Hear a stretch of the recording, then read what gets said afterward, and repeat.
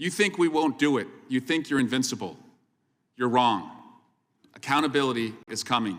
You've got about a year. What is going on, everybody? We have made it to another weekly roundup already, which means we have all survived another week of the insane administration. Now, of course, this is going to be the first weekly roundup since I moved to a brand new state, and I could not be more excited for life's new endeavors. But if there's one thing I might be even more excited about, it's that the Unfuck America Tour has a big event down in Phoenix coming up December 20th, and you can use that link in my bio below to purchase tickets to that event. Now, of course, I also need to raise a little bit of money to get myself to that event, so whether you got $2, $10, or $50, every little bit counts and would be greatly appreciated, and I hope to see you guys there. So make sure to hit that link in my bio below. You can sign up to volunteer, or you can donate, or like I said, you can purchase those tickets to the event in December.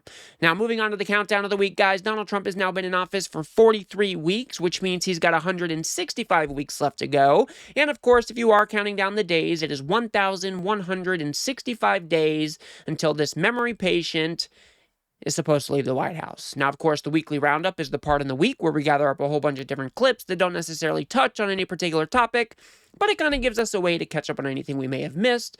And of course, we normally get to have a laugh or two as well. So without further ado, guys, let's go ahead and jump into our first clip of the week. And literally, guys, I keeled over on the floor laughing when I heard Scott Bessent say what he said in this clip. If you guys do appreciate my work and want to support the show, please do remember to subscribe.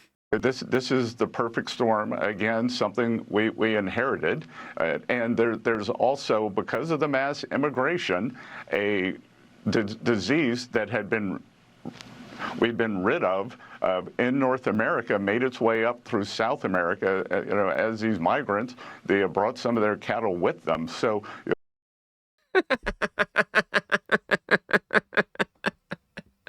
So the world that Scott Bessent wants you to believe in is that you had immigrants coming across our border illegally, and in tow, they had some of their cattle. And that cattle somehow spread disease to American cattle.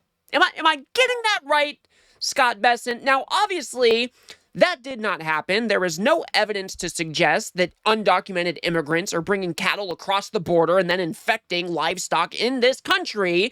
But there is a kernel of truth to what he is saying here. There is something called screwworm, I believe is what it's called, is a parasite that has been infecting livestock down in Central America. And some of that livestock moved into Mexico, and now Mexico is also battling that parasite. So the United States shut down trade of livestock or beef from Mexico, except to suggest that that is what is making our beef prices skyrocket through the roof.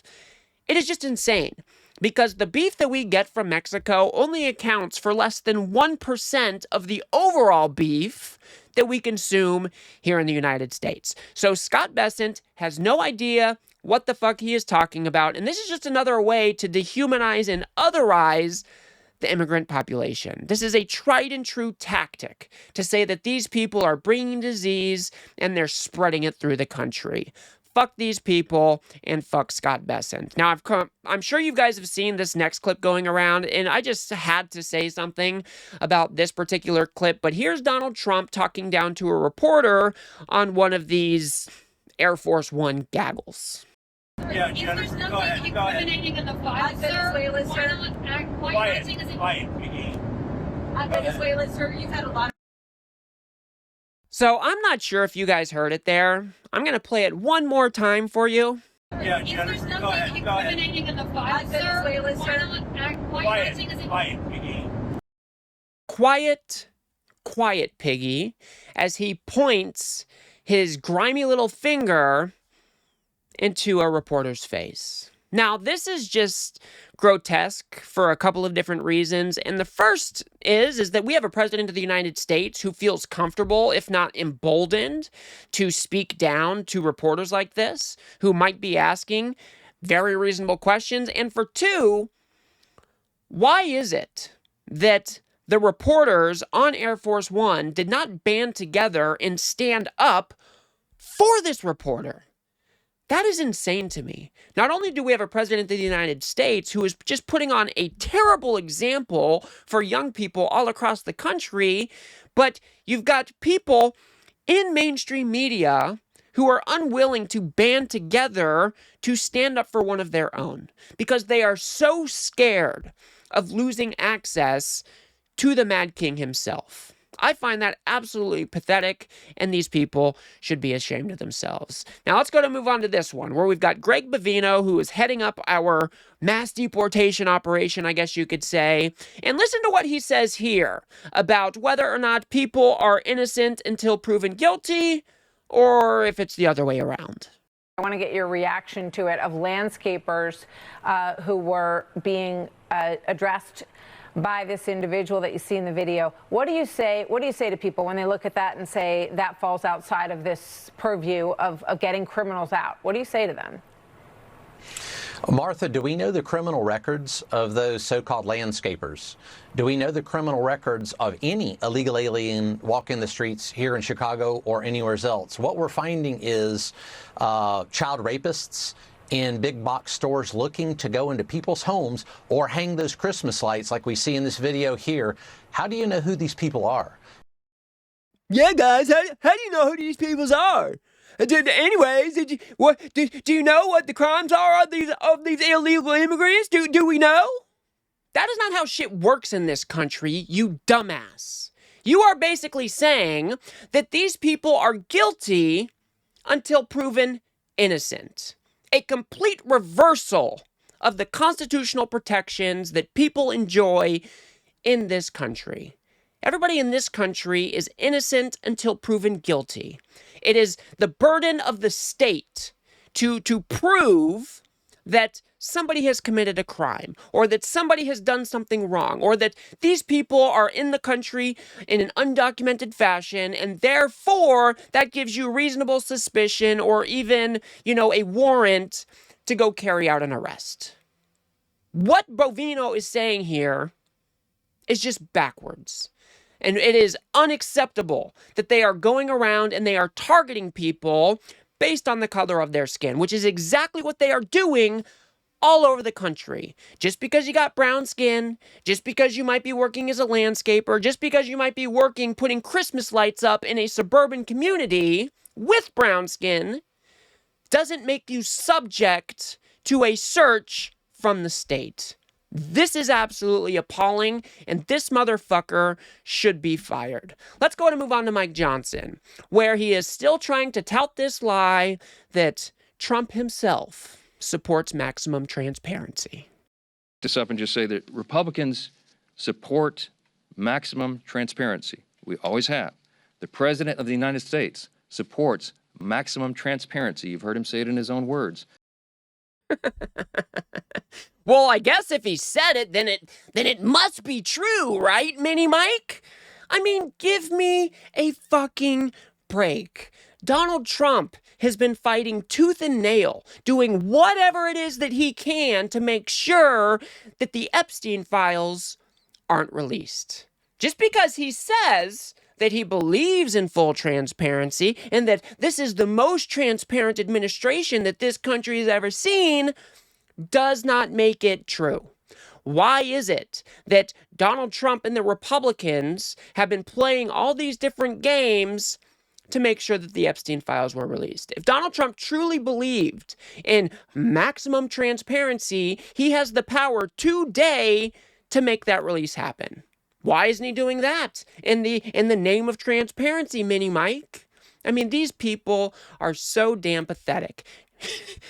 You just can't say something and make it true. Here's a little bit of a sadder clip. And I don't know whether or not to be sad as a human or kind of rub this in Nancy Mace's face because she has just proven herself to kind of be a despicable human at this point. Let's see what she has to say.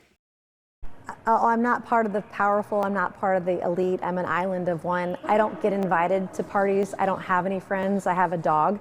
So it's not the kind of thing that I would have knowledge of. But guys, part of me wants to feel bad when somebody comes out in front of the world, in front of the nation and says, hey, I don't have any friends.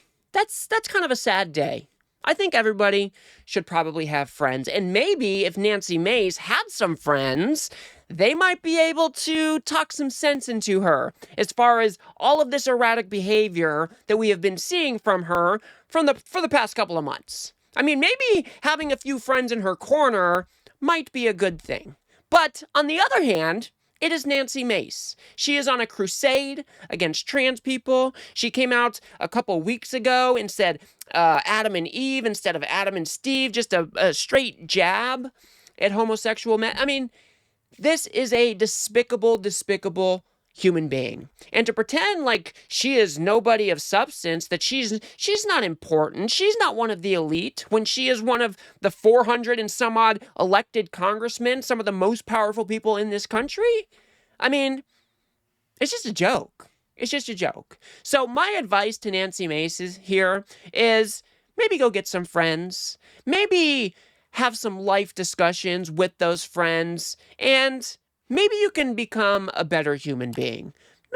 That sounds like a reasonable piece of advice to me.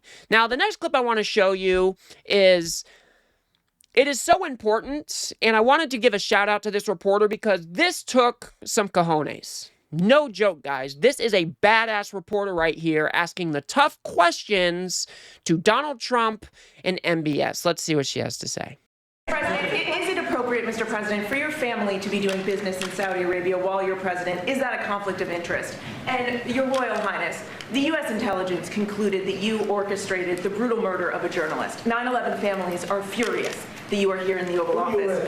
Why should Americans trust you? And the same to you, Mr. President. Now, who are you with? I'm with ABC News, sir. You're with who? ABC News, sir. Fake news. ABC fake news. One of the worst in the business. But I'll answer your question. That is a badass reporter right there. That took some courage. That took some bravery. Whatever you want to call it, that is a badass reporter right there. To stand in front of Donald Trump and MBS, I'm forgetting his full name. He is the crown prince over Saudi Arabia, one of our allies, I believe. To come out and say, hey, our CIA concluded that you had a role to play in the murder of a Washington Post journalist. I mean, to come out and say that to his face and ask him the question straight up, man, I don't even know if I'd be able to do that. And to come out and also call Donald Trump out straight to his face saying, hey, what about all these family dealings? What about all of these different business dealings over in the Middle East? You don't think that that's a conflict of interest? And then all Donald Trump has to say is, fake news, guys. You're one of the worst. ABC is one of the worst. Actually, ABC proved itself in this particular moment that they got some badass reporters on their team. I mean, just huge shout out to this reporter for asking the really tough questions. It is beyond me to think that we have somebody like MBS who is being welcomed and fawned over in the White House after, I'm pretty sure, playing a role in the murder of Jamal Khashoggi, a Washington Post reporter. It was a disgusting display of the United States. It was an embarrassment. And to make matters even worse, here's how Donald Trump finished that question. He's done a phenomenal job. You're mentioning somebody that was extremely controversial. A lot of people didn't like that gentleman that you're talking about. Whether you like him or didn't like him, things happen. But he knew nothing about it, and we can leave it at that. You don't have to embarrass our guest by asking a question like that. Just think of how disgusting that actually is.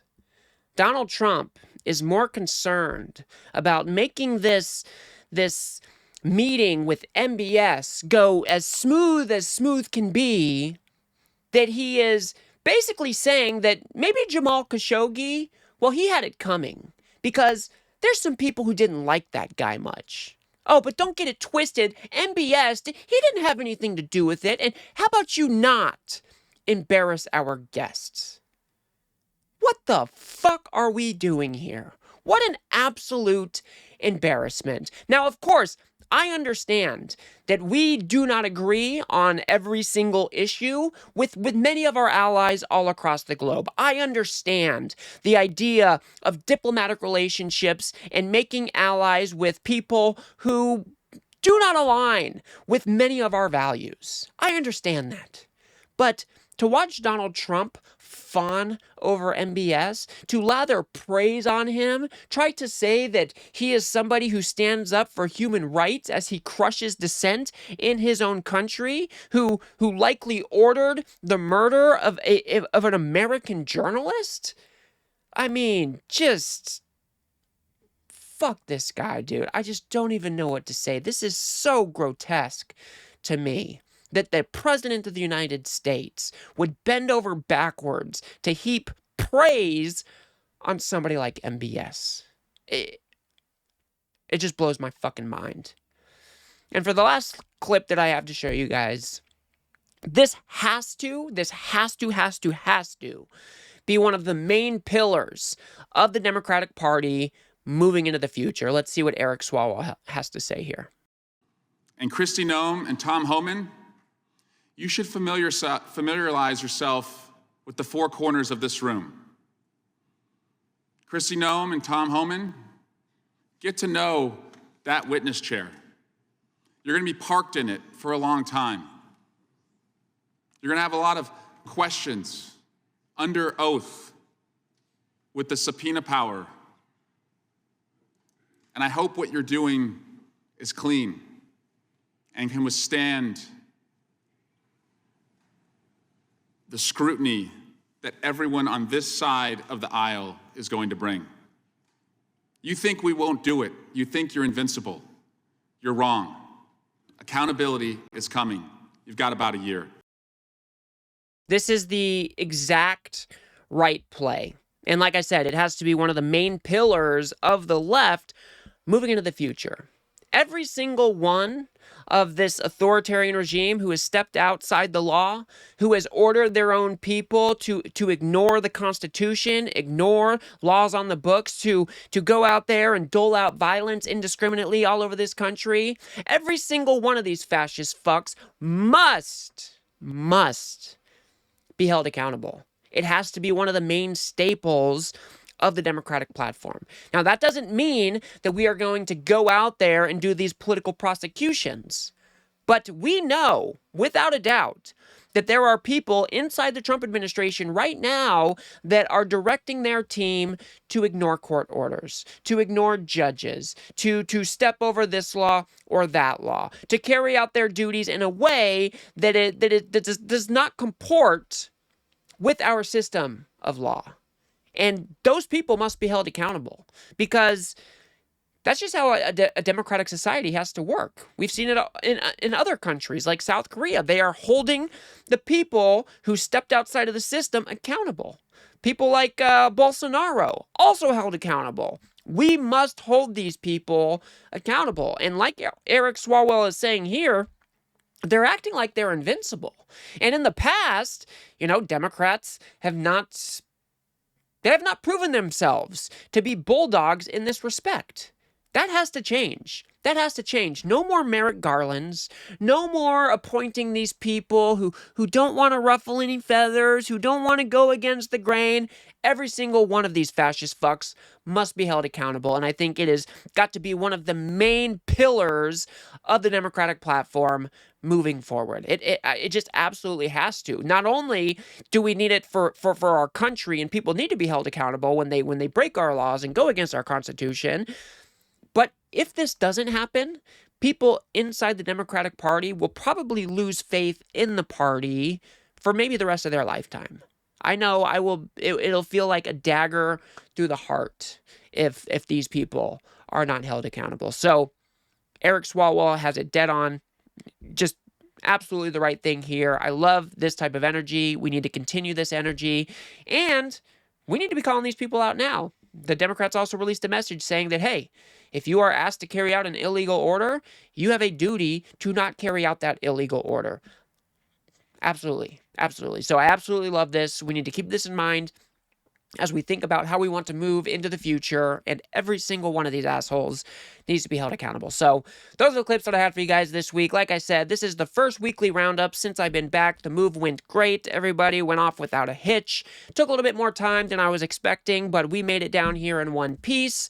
And like I said, I'm excited for new endeavors. I'm excited to be in a little bit of a bluer state because, as I said before, I was in a deep deep red place that was getting quite unbearable to live. So it feels a little bit better being here in a blue state with a lot more programs and a whole bunch, all the good stuff that we advocate for here on this channel. I'm excited to be part of a community and a part of a state that actually values some of the things that I value. And never before have I really made a moving decision based on politics. And unfortunately, that's just kind of where we're at today, where you've kind of got to take these things into account, especially because we have a fascist right-wing movement that is trying to overtake this country. So I'm glad the move went off without a hitch. I hope you guys were okay with the pre-scheduled content. And like I said, next week we'll go back to normal. Hopefully we'll get back on the books, back on a regular schedule, and we'll start producing content based on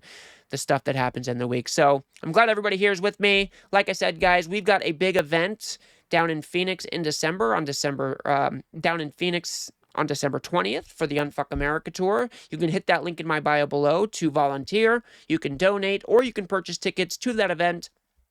And like I continue to say, guys, I need to raise a little bit of money to get myself down there to that event. I need to buy plane tickets, need to buy hotel stays, all that good stuff. And so every little bit would help and would be greatly appreciated. And if you don't know what the Unfuck America Tour is, we are an organization that is traveling all over the country to universities to not only speak to young voters, but we're working to get out the vote as well, to make sure that these young people are getting out to vote. We worked in the National Ground Game PAC worked to get out the vote in these past elections a couple weeks ago. So we're going after it, guys. There's a ton of work to do before the 2026 midterms, which is our next kind of big goal. We've got to win these upcoming midterms. It might be the most important midterms of our lifetime. And so supporting an organization like the Unfuck America Tour would just be terrific. And if you could donate a couple bucks to help me get down to that event in December, that would be awesome as well. So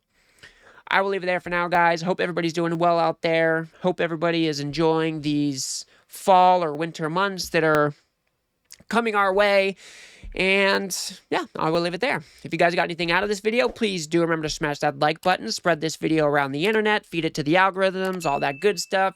Don't forget to subscribe. Yeah, if you guys want to go a step above and beyond that, you can actually help me produce these videos by becoming a member right here on YouTube for as little as $3 a month, or you can head over to politiscape.substack.com where you can have my content delivered directly to your inbox every single day without the doom scrolling, without the algorithms. And the cool part about Substack is I actually own the data over there. So signing up over on Substack is a huge, huge win for me. So until the next one, guys, everybody keep your chin up. Hope everybody has a good weekend, and I will see you all next week.